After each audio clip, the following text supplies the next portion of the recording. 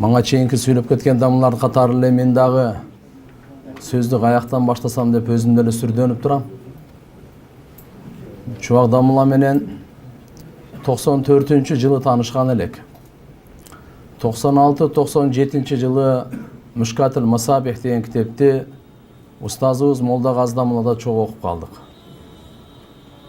96-97. Ошодон кийин биз Пакистанга кеттик.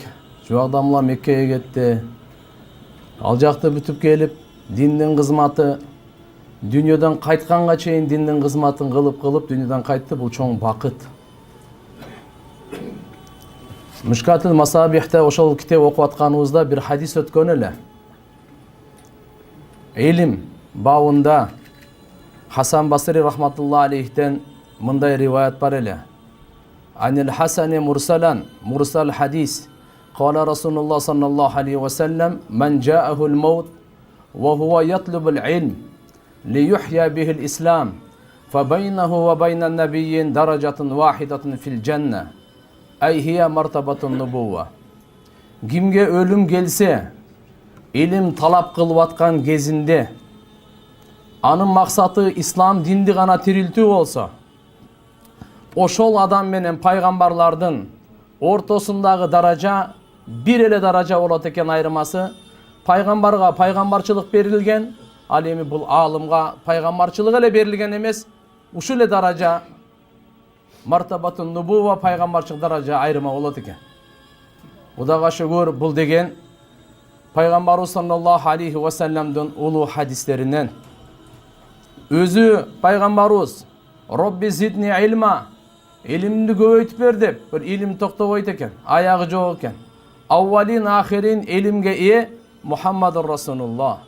Чубак дамыланын мынакей дүйнөдөн өткөнү, биз азыр ал жактагы ахли илимдер, уламалар, талиб илимдерге дагы бекем түрткү диндин кызматына ихластуулук менен кылганга, дагы терең илим алып, дагы ушундай бир элге жайылтып алайлы, ушинтип эле өлөт экенбиз да дегенге чоң түрткү болду десек адашпасак керек.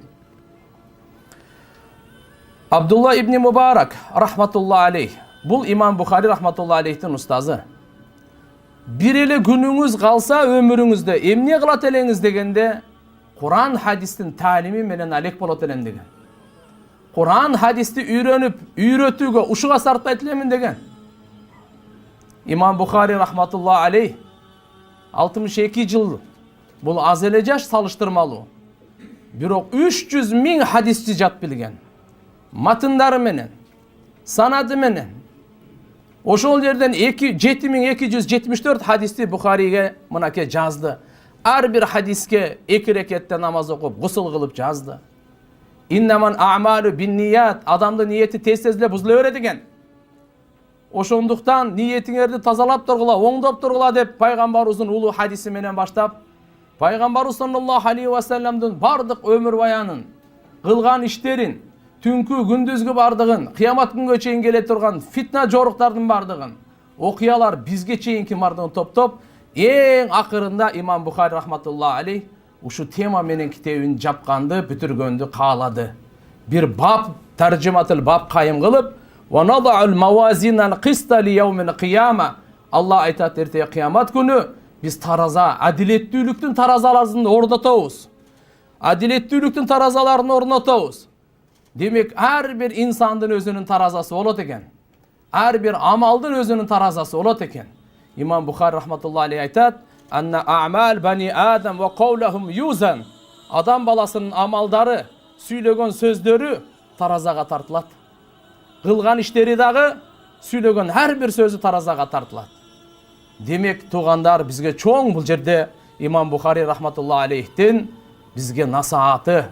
Туугандар, сүйлөсөк дагы ойлонуп, пайдалуу, Аллага жага турган, бардыгын кылган амалдарыбызды дагы ушу аракет кылышыбыз керек экен. Дагы пайгамбарыбыздын бир хадисинен буга мындайча айтканда далил катары алып келип, Абу Хурайра радыйаллаху анхудан келтирген хадисинде пайгамбарыбыз мындай дейт: "Калиматан хабибатан илар рахман."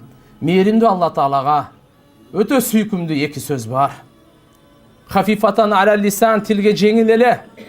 Сакилатан фил мизан, мына ошол эртеге таразабыз бар. Ошол таразабызда эң салмактуу ал кайсы экен? Субханаллахи ва бихамдихи субханаллахил азим деп.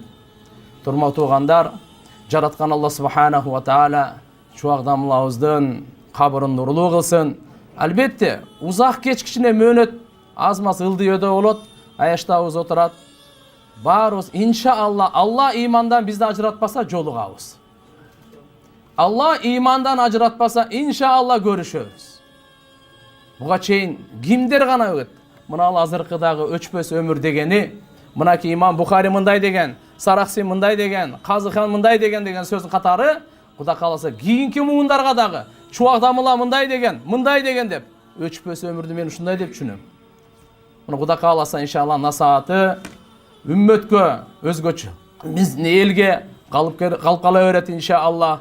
Буюрса дагы иншалла бул акыркы конференция эмес, башталгы иншалла. Кудайым иншалла береке берсин, ортобузга ынтымак берсин.